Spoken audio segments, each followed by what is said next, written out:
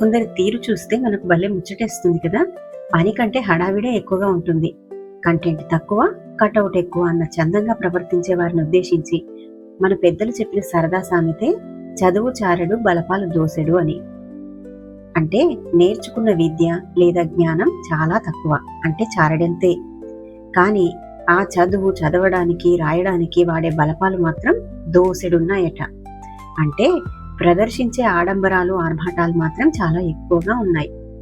పని తక్కువ చేసి హడావిడి ఎక్కువ చేసేవారిని, లేదా అసలు విషయం కంటే అనవసరమైన హంగులకు ప్రాధాన్యత ఇచ్చేవారిని విమర్శించడానికి ఈ సామెత వాడతాం.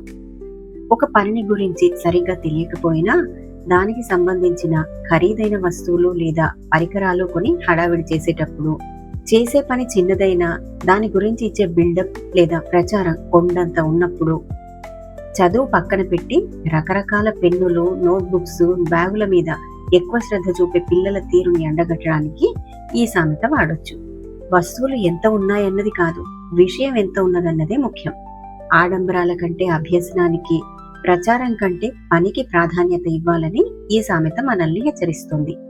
ఈ సామెత మీకు నచ్చినట్టయితే ఒక లైక్ వేసుకోండి. మరిన్ని మంచి సామెతల కోసం నా ఛానల్ని సబ్స్క్రైబ్ చేసుకోండి. Thank you.